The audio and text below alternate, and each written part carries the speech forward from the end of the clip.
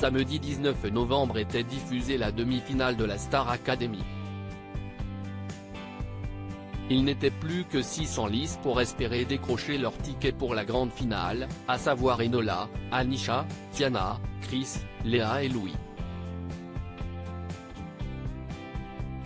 Ce dernier a toutefois passé la soirée sereinement puisqu'il s'était déjà qualifié au cours de la semaine.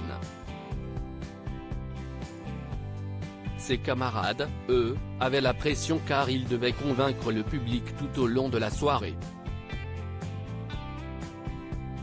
Et pour cela, ils ont eu la chance de partager des duos avec des artistes de renom.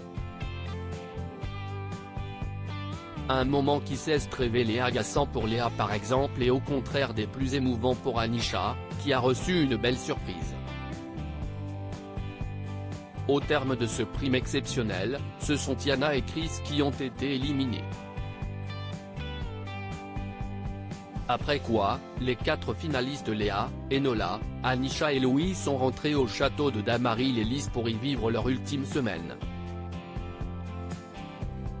Mais, si la Star Academy s'arrête samedi prochain, pas question pour les professeurs de ménager leurs élèves. Des évaluations étaient même attendues ce mardi 22 novembre.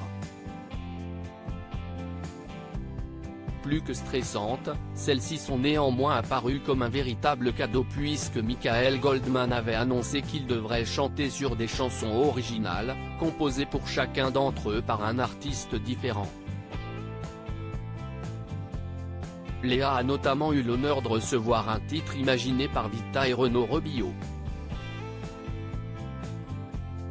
Il s'agit d'une chanson pop qui colle tout à fait à la personnalité de feu de Léa. Dès la première écoute, la jeune candidate de 24 ans a d'ailleurs été séduite. À tel point qu'elle s'imaginait déjà rencontrer beaucoup de succès. Je vais faire des millions, a-t-elle lâché avec confiance à Enola et Louis en rentrant de ses répétitions avec Vita. Sortez le son. Et elle n'a peut-être pas tort puisque les premières critiques sur Twitter sont plus que positives. La chanson de Léa est tellement cool. Si elle ne sort pas, je serais dégoûté de ne pas pouvoir l'écouter. Je pense que si est vraiment 100% Léa, pardon mais la musique que Vita a écrit pour Léa à la Star AC est extrêmement incroyable. Sortez le son, la chanson lui va très bien que ce soit au niveau des paroles ou de sa voix, clairement un truc qui peut marcher en radio et on reconnaît l'empreinte Vita dans les mots je trouve, vivement la version studio de la chanson de Léa, peut-on lire entre autres.